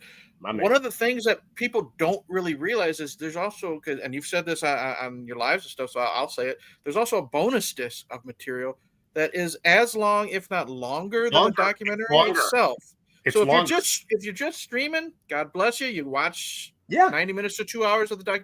You're not getting that fucking 2 hours plus bonus stuff that could. No, you're not. And that's why you want this physical media, because sometimes it's bare bones and stuff like that. But 9 times out of 10, you're getting more on the physical media than you'll get just by watching it on your by TV. a lot. Even if by a lot. That's why I'm no offense. I'm super excited for this documentary. I'm happy my names are in the credits. You know what I mean? That's awesome. But I'm more excited about the stuff that didn't make it. And by the way, everybody who backed this movie, and I've said it over and over again, and I will continue to say it, every single person is a producer on this movie. Everybody helped produce this movie. That's how this works. When people give money, they become executive producers, just the way our business works. In the way that this works in crowdfunding, a lot of times it's like, you're thanks for the $20. That has not been my behavior, and it's not been the way I see it. You are part of this journey with me. And again, I have never taken $1, not $1. So there's no upside for me other than delivering something that's a quality product, which, by the way, it is so well made. It really is. It's a really good movie. So, by the way, to that end, last Tuesday, we get a message because on the when we did the screening in LA a week ago Friday, and it was the West Coast premiere of the movie. When we showed the movie, we showed it Jason Goes to Hell uncut, and then the doc back to back at the cinema, which, by the way, is like my favorite movie house in all of LA. Judy Kim runs it. She is a goddess. Like these people are saving movies. At the same moment when that was happening, Jason Goes to Hell uncut and Hearts of Darkness were playing in Oslo, Norway, at the Ravenheart Film Festival. We found it on Tuesday. We won Best Documentary at Ravenheart. Good for you. Congratulations. So thank you. This movie is getting the love that I was really praying for, that I was really hoping people would like. I didn't want this documentary to go through what Jason Goes to Hell had to go through. I think I like to think that a lot of the fans are coming around finally. They are. I do think so. I mean, I've seen that in some streams and some streams that Eric and I have been in, and we've seen how there are a lot more fans out there, and I think those are the same fans. Like earlier, where I said, like, they're just watching the movie without going behind it. And that's what kills me that's what I love about Blu-rays and DVDs is that, like, to me, I love listening to directors' commentaries. I love them. Learn so much about film from listening to commentaries. Man, I really, really like that. I look for that when I buy a movie. I like to have a commentary on it, because the director's cut, director's commentary. By the way, there are two commentary tracks on this doc.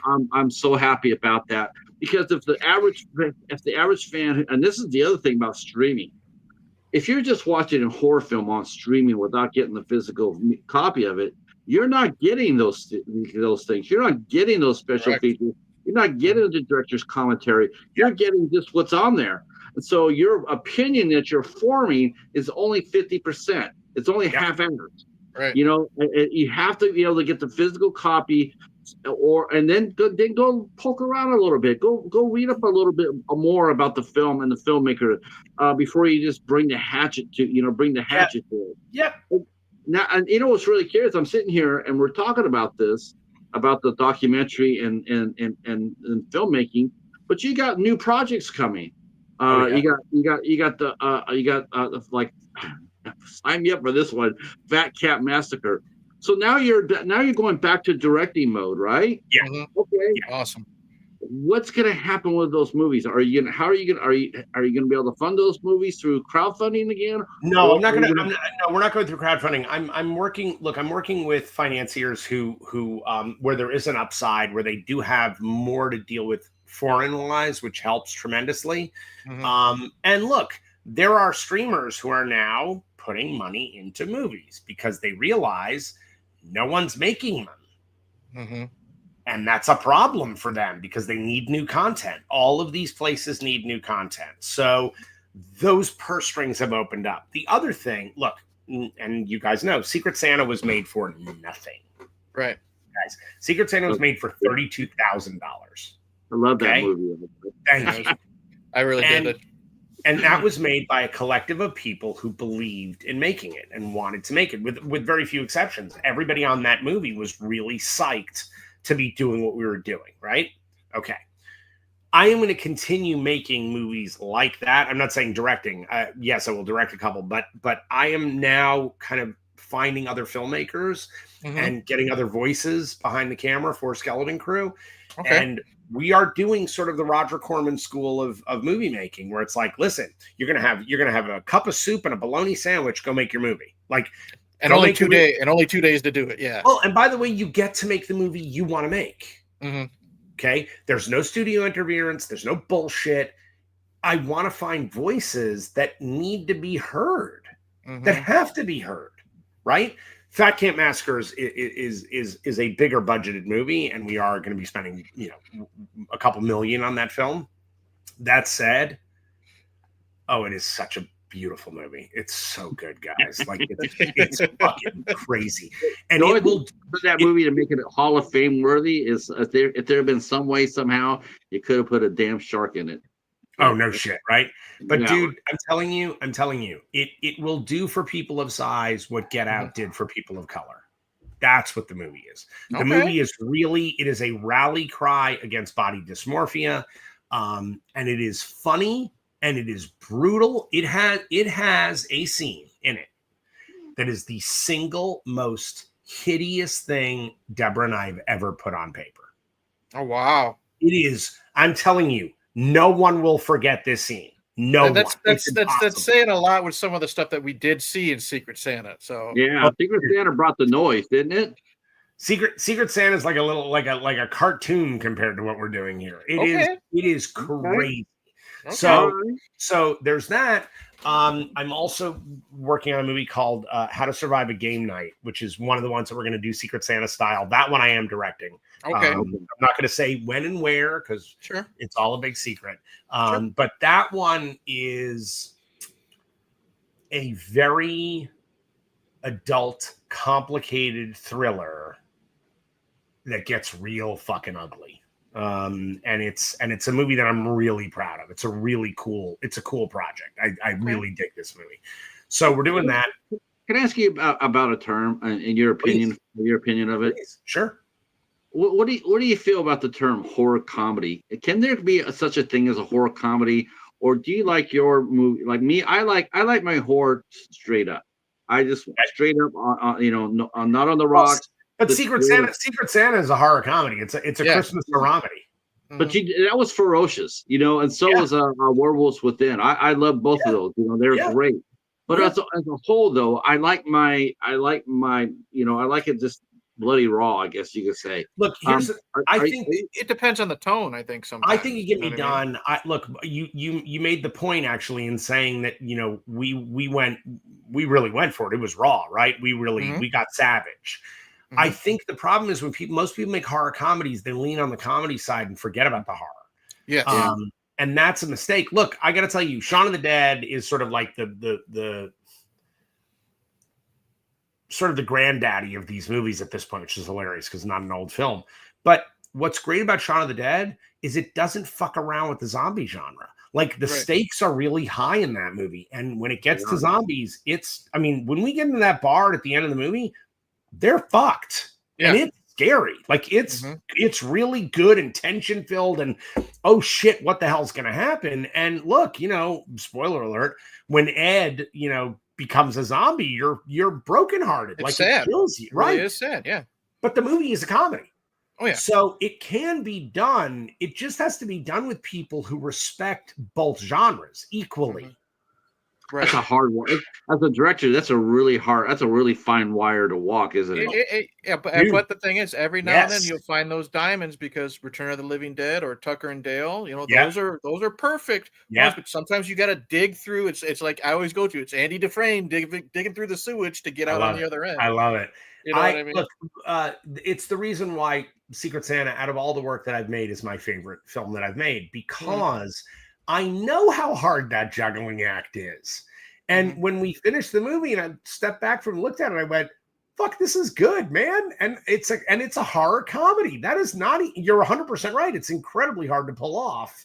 But when you do it, it's cool beans, man. Like it's cool. It's cool to listen to an audience scream and then laugh and then scream again. That's awesome. And one thing I want to praise about Secret Santa is I knew what I was getting into because it was a blind watch. I didn't when you sent me the DVD. I knew nothing about it other than the plot. Okay, I knew what I was into or getting into when it was like the actors and actresses' names spelling out like murder, like little things with highlights. So I'm like, okay, I get this isn't going to be 100% air quotes a serious horror film. There's going to be some comedic tone to it. And man, when it hit hard, it hit hard. But man, there's some funny shit in that too. You know what I mean? And it worked. And I've had it on a podcast before. I've had other people watch it, and it's not for some people, but the ones that did dig it, they dug it, dude. Yeah. So I got it. Look, here's the thing. I think that violence in movies should hurt. I hate when people play fast and loose with violence. And horror movies, a kill needs to hurt. I don't like gore for gore's sake. Like I find that so fucking boring. Same. I use this a lot in talking about horror films and when I'm writing and when I'm teaching filmmaking and writing in particular. No one knows what it feels like to get hit with a chainsaw, because you get hit with a chainsaw, you're dead. So nobody knows what that feels like. So we see it. We see someone getting cut in half. Okay, great. We're just grossed out by that. We're not hurt. We're not like, if you see someone on camera get a fucking paper cut, watch an entire audience go, oh, no.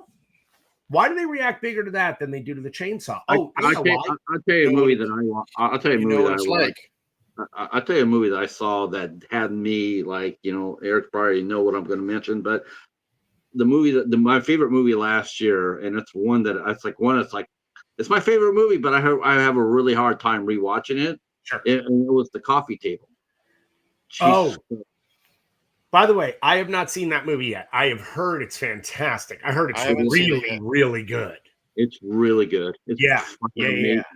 But I've heard it's fantastic. It's one of those it's at the top of my list. I will be watching. A perfect example when you talk about like pain and know what it feels like. We can go to The Fly, or just last year, The Substance. Absolutely. When she pushes the elevator button and the fingernail. Yep.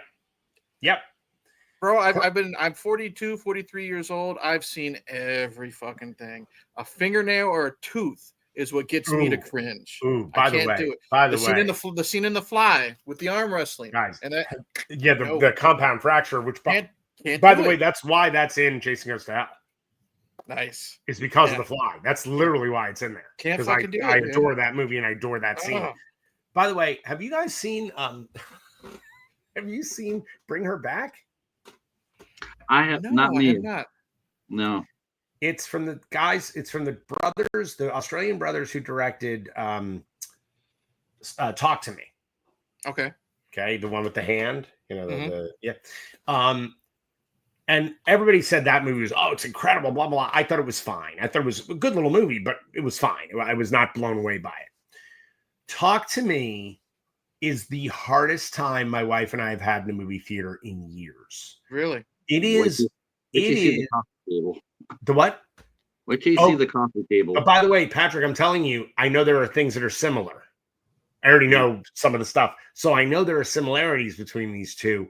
There is things that happen in this movie that I'm telling you, you will wince and turn away from the screen. And I recommend seeing in the theater. I recommend seeing in the theater with a lot of people who are fucking screaming with you. It is an unrelenting hour and 40 minutes of tension. Okay. It's so good. It's so fucking good. And the effects are legit. It is scary. It is actually scary. Like the rarest of rare things. It is a scary movie. I love a scary movie. Yeah. That's what I mean. I was scared I got disturbed and scared when I was watching it because I couldn't believe what I was watching. It was just like, and I haven't done that in freaking I'm so forever. excited. I'm so And excited to watch it. it was so exciting because it's like, that a movie like that actually got me to like head to the restroom, and because my stomach was going upside down, and I'm like, I hasn't happened to me in freaking years. Yep. Years. Yeah. And it's like, I'm just like, my mouth is open and going, this is fucking amazing. I love it. I love it. I'm putting it on I'm literally writing it down so I will watch it tonight. Do you know where come back and come back? You're gonna have to come back and talk about that. I love it. I'm very excited for the new projects though. How does it feel? How does it feel to be back in the producer or the director's chair? Well, I'm directing too. I'm doing a movie called Cry Havoc later this year in Texas. That is a much bigger budgeted movie. And that is kind of a creature feature. It's about America a few years after a second Civil War, and a gas that was used by the U.S. military to stop its citizens from uprising. 1% of the people that got hit with it change. Okay. And do they become sharks?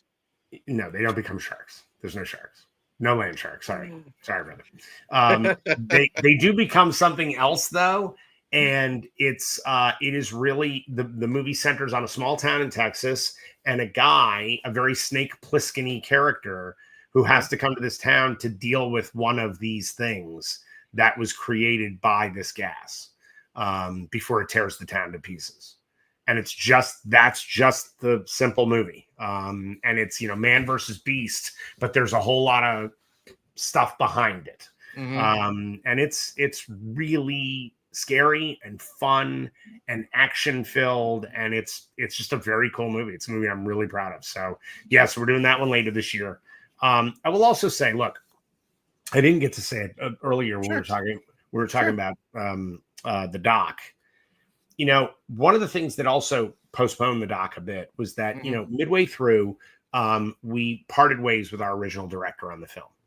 And and by the way, all good, like amicable, all good, really different visions for the movie, different ways of seeing the film. And so I went to Peter Bracke and I said, dude, I need a director on this because I cannot direct this movie. That's not happening. Like, I'm not going to do it. I said, I can't be in that chair. I'm the subject of too much of the movie. It's not fair.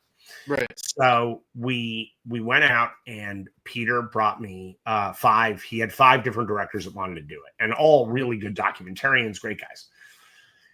But he said, I really want you to meet this one guy first, because I think you're never going to, once you meet him, that's it. You're going to be too in love with what he wants to do. So I said, okay, great. Who is it? He says, this guy, Michael Felsher.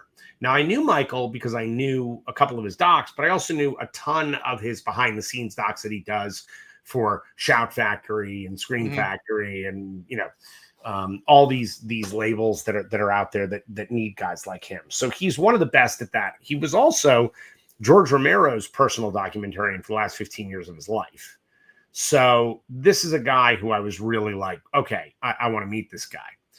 So we get on with him. We get on a Zoom with him because he's in Detroit. And the problem with the movie at that point was that there was no vision of what the story is. We had collected tons of footage, but we didn't know what this fucking story was. And Michael said to me, he said, Adam, have you ever seen Wolfman Got Nards? Yes, it's a great documentary. There it is. And I went, yeah. he said, I think it needs to be something like that. I was like, oh my God, yes, please. Yes. And he started to describe to me what he wanted to do. I'm telling you, Allie and myself both, tears running down our face. Like we were finally like, a vision for the movie. There it is. That's what we've been waiting for. And so we hired Michael on the spot. Like, it was like, I don't need to meet anybody else. You're the guy. That's it. Do it. I'm putting you together with the editor, and you guys start crafting what you want to do, and we'll go reshoot, and we'll go shoot other stuff and whatever needs to happen. But let's get it going. At the end of that meeting, Michael said, I'm so thrilled. I'm so excited to do this. He says, by the way, Adam, look at the first day's receipts on the Indiegogo. I said, why? He says, just go look. Michael was the third person to contribute to the movie. And I looked at him, I said, you really put your money where your mouth is, didn't you, man? You believed in this from the beginning. And I have to tell you, what's crazy about the doc, and that I don't think people are expecting, the documentary is a comedy. Never saw it coming. Audiences are howling with laughter. It's really funny. It's a legitimately funny movie. All of these amazing people are really funny. I mean, honestly, I'm really happy to hear that. As a fan, I'm happy to hear that because it's fun. The movie is fun. The fans who love it. That's what it's about. When I sit down to watch The Final Friday or Jason X, which is my two favorite in the franchise, I am thoroughly entertained. I am thoroughly entertained. I laugh at all the jokes. I root for Duke. I root for Creighton. My two favorite final girls are an X. I mean, those. I love it. I love the fact that when you interviewed him, talk to us about your funniest moments. What are your funniest memories about making the movie? That's what the fans want to hear. We want to hear you and everybody else, the good times. To me, the one story I have locked in my head every time I think about you. Yep. Yeah. When I think about Adam Marcus, you know what the first story I think about? What? You carrying Denise with her cut foot. No. Oh, yeah. When I carried Julie. Julie Michaels, Julie. We talk about it. We do talk about it. Julie talks about it in the movie. I don't talk about it. Julie talks about it specifically. Yeah. Every time I think about Adam Marcus, the first thing I think of was, you carried Julie Michaels with her cut foot. Yep. Yeah. That's my strongest. Oh God. Yeah, that's cool. And Patrick can verify. That's one of the things that I like about I love about Jason Goes to Hell. It's just a fun movie. You know what I mean? Yeah. It's got some of the most fun characters. One of my favorite scenes that doesn't involve the family that owns the diner, because Rusty and Leslie, God bless them, they were perfect. And I love the last time you said, I think, did you say Rusty read for? She read Leslie's for Joey. She read for Shelby. And she read the lines of Joey B, quite frankly, by accident. Yeah. And she was so brilliant. I was like, that's it. That's you. You're it. And that's what I tell people about this. There's some technical problems. Who fucking cares? Every movie has that. But what I love about Jason Goes to Hell from beginning to end, it's fun. We have great. One of my favorite scenes is when Steven and Randy are pulling the gun on each other. I've got a gun. Great. Fuck that. I got a gun. It's like Abbott and Costello stuff. Yeah. You have the blood and guts that everyone needs. Sure. You have the one sex scene that is required. You're required to put that in, or whatever that story was. But you have these great characters, whether they're cool like Creighton Duke, whether they're funny but vulgar as hell like Joey, when you have her complete opposite, because she's this big overbearing woman and poor little Shelby is just this little quiet guy, but he has his moments. Sure. You got poor Ward stuck in the middle, and it's great. And what's great about Jason Goes to Hell, it has that comedy. It's just, you got that intense scene, Robert's already killed everybody.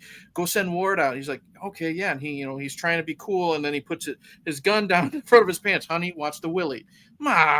She took away his thunder. But by the way, one of my closest friends since I was 8 years old, that guy, Adam Craner. Yeah. Who wrote it and that's what I love. One thing I wanted to ask you. Yeah. Because documentary's done. Yes. Right? It is and, done. you had COVID screw you guys over, change the directors, all this Yeah. stuff. Yeah. How does it feel now? When you are now, how does it feel for a guy who didn't want to do the documentary initially, and then you had COVID screw you over, and then you had some, changing directors, blah blah blah, and now you're taking this out to conventions. You are getting positive reviews. The Blu-ray is going to be out within less than a handful of months. Yeah, it's October. How does that feel now that it's all said and done and you can finally it'll feel really amazing right in the middle of October, because I will have sent all the goddamn Blu-rays to everybody. So my birthday's October 21st, so I can't fuck. You'll have it by then. That's the moment for me where this thing actually kind of gets off my back a little bit and I can enjoy it. I will tell you this: watching with an audience has been gratifying and beautiful. And look, in the same way, here's the really great thing about this. The documentary ends up becoming this celebration of filmmaking in general. It shows you a family of filmmakers that came together 30 some years ago who all still love each other, who all have like nothing but praise for one another. Like there's real love in there, right? And people are feeling that. Like they're like, God, this movie is so positive and it's all about filmmaking. Yes, it is. And about the dream of making things, right? What's incredible is that if you were to make a documentary about the making of this documentary, you would have the same thing happen with the filmmakers who ended up making this movie, because everybody is so in love with each other that what we made is full of love, and I know that sounds like corny or something, but it's really true, man. This documentary, what I love about this doc, it makes the world just a little better, just a little. And we need that. Jason's not just a mindless killer; he's a uniter. I will tell you, Kane is really funny in the doc. He's so good. He's so good at this thing. By the way, Kane saw the movie in Texas right there with me. We both spoke after the movie on a panel. And we had just finished the film, and Kane came up on stage with me, and he grabbed the mic and he said, hey, before we get started. And he turns and looks at me, he goes, I let you interview me for this thing because I didn't know, I didn't know what you were going to make out of this. I had no idea. He says, this is really good. I was like, yeah, kind of is. He goes, no, I mean, this is really good. I'm like, yeah, man. Yeah. So Kane loved the movie. He had tears in his eyes. I mean, it was it really is. It's this weirdly sweet, warm, funny movie. And then if you buy the Blu-ray, there's over 2 hours of more crazy shit, like just nuts stuff. Wow. It's 4 hours worth of movie, So we're not that short, and we're not that much shorter than Crystal Lake Memories, but we're one movie. Yeah. Wow. Yeah. That's amazing. You've come a long way from since Johnny Zombie, Adam. No, boy, no kidding. By the way, talk about a movie I wish we could remake, because man, I'd still kill. I'm not gonna. I had the Kino Lorber of My Boyfriend's Back on Blu-ray. There's just something about that movie. It was like 1993. It's 1 week before Jason Goes to Hell came out. 1 week. It's Touchstone, I believe, or one of those offshoots. Yeah, it was Touchstone. It was Touchstone. It's got that feel. You know, it's just a goofy, fun movie. Yeah. You and Dean Lorey were credited, I think, or I know. Well, Dean Lorey wrote the script. I workshopped that movie for years with Dean during college. It was going to be my directorial debut, so I was there for the whole thing. But I was a producer on the movie. It was the first movie I was producer on. And look, it's a movie that guys, I'm telling you, if you could ever see that original screenplay, my God. I mean, the script was so good. Not the movie they ended up making. I'm saying the original version, the movie that we sold. That particular script, when it got mistakenly in the hands of Ron Howard, Ron hired Dean a week later. Nice. That's how good that script was. Yeah. So that is one of those movies that I'm bummed that we never got to make our version of it. Because, by the way, speaking of horror comedies, it was a hard R, bloody zombie movie that was a teen comedy. Oh yeah, Okay. Yeah, and by the way, and it was a musical. You know, I'm glad you know what, that could not have planned a better segue, because I brought something to the party Oh, good. that I'm going to ask your opinion on, because Please. I know you love musicals. Yeah, love it. So I'm going to review a musical, but which one should I review? Should I review Carousel, Oklahoma, or State Fair by Rodgers and Hammerstein? Ooh. That's tough. That is I actually know. tough. I mean, look, saved one for you. That's the toughest question you've given them all night, man. it really is. It really is, because look, by the way, while there's great music and all, I think Carousel has the best music of the three. But Carousel's a dark movie, man. Like that's a dark musical. Like when you go like, oh, this is about an abusive dude. What the fuck why are we celebrating this guy? I mean, it is dark. Oklahoma for me is way too cornball. So for me, it's between State Fair and Carousel. And look, if you're going to review it, I think Carousel's the most interesting because it is dark. Like if you really get into the themes of that movie, you're like, oh my God, they made a musical of this, which I think is kind of badass. Like I think it's actually really kind of cool, especially given this day and age. I think it's really interesting. So yeah, that would be my recommendation between those three. Okay, all right. How about that? See, I saved the best for last. Rod Steiger. So my last question to you, and then I'll Eric, if you have a last question, you get it in too. So what? So you're going to be going down into Texas and to shoot the new movie. What we got anything planned as far as conventions go? Are you going to be? We've already mentioned you're showing at screen. You know, you're going. Yeah. Do you have a tour planned out, or are you going to be going on? We have stuff. We don't have any specific dates for most of the time. We are going to be at the Big Bear International Film Festival at the beginning of September. We're really excited about that. It's a great festival. Jake Cole, who runs that fest, is terrific. He's just great. Don't go hiking by yourself. Yeah, well, that's where I shot Secret Santa. Oh, nice. I've been to Big Bear. I lived in Ontario, so Big Bear was it's a beautiful area. Well, I love it. We then I know that we're going to Dublin Hearthon, which is again one of my favorite fests. That's actually where I first saw Wolfman Got Nards because they played it right before Secret Santa. And that is another one of those festivals that you just. I love being in Dublin. They don't have awards. They're just about the movies and about hearing from filmmakers and hanging out and talking movies. Ed King is the promoter there and the guy who puts he's really the person who curates the festival. And he's an incredible dude. I love this guy.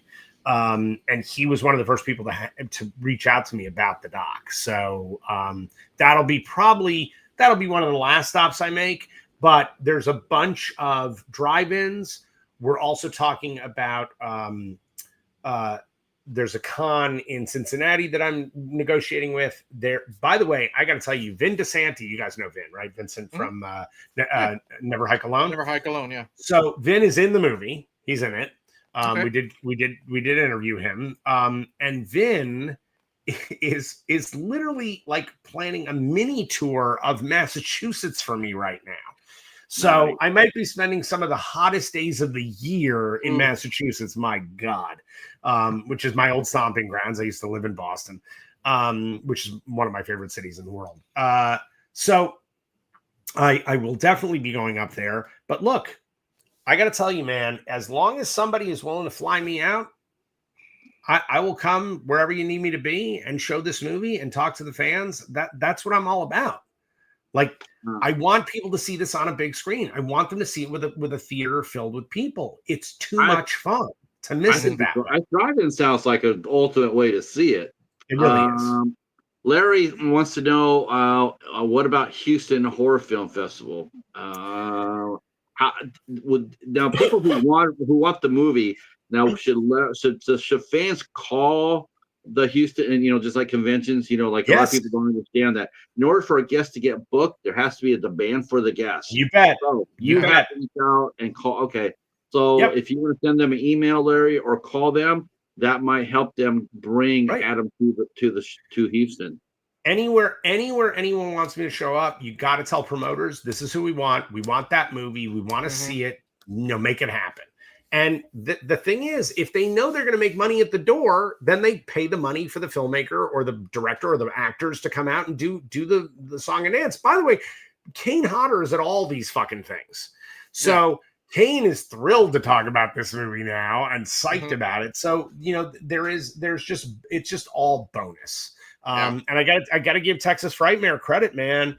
They are one of the biggest in the world, for our genre, convention wise. And they could not have taken better care of me and my movie. They could not have been more lovely. They're just extraordinary. Eric, you got one last question for Adam? Yeah, where's my fucking Blu-ray? Well played, sir. No. I've between two interviews, and I just want to say thanks, man, because I know you're extremely busy, and you're doing this just two schmoes on YouTube, one to shoot the shit, and you guys are awesome. I appreciate it. We've chatted, on Twitter personally before. Yeah. And like I said, I might hit you up around October, November, so you can decompress, and then maybe we'll talk about the documentary. I'm just glad that, man, you're here, you're a regular Joe, and you're just willing to shoot the shit for 2 hours, man. So Always. Thank you. Always, yeah, this is a highlight every time. To come talk to you, and it's just a highlight. And I will say this: I do love your appearance on that Into the Darkness, and I did put it in my Tubi queue. I am so interested on a movie that you mentioned called Delicatessen. Yeah. Never seen it, never heard of it. Oh my god, I will be watching so that. I will be watching that soon. So there's another thank you. By the way, and once you see that movie, look up the filmmaker, who, by the way, the two filmmakers directed Alien Resurrection. So they did Alien 4, which is a batshit crazy movie, and I kind of love that movie. But again, I understand Alien fans who don't love it. I love it. Yeah. But watch some of that filmmaker's work, especially a movie called Amelie, which is fantastic. That's one of my sister-in-law's favorite movies of all time, and that's why I thought it was kind of funny. You said it was like a horror version of Amelie. It's what it is. Absolutely what it is. And it is also a comedy.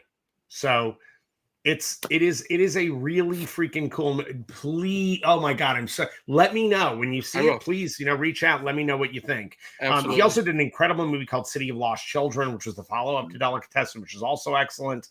And a great movie called The Very Long Engagement. He's just tremendous. They started as a filmmaking team, and then one guy kept making movies. The other one became an art director. But they are incredible filmmakers. Yeah. Awesome. And we want to hear from you, Adam, when you watch The Coffee Table. I want to hear you. Oh, you bet. You bet. I wrote it right down here. It's first thing up on the queue. All right, ladies and gentlemen, I don't want to monopolize Adam's time. I definitely want to say thank you so much to you guys in the chat for coming out, despite my Ari Aster possessed phone.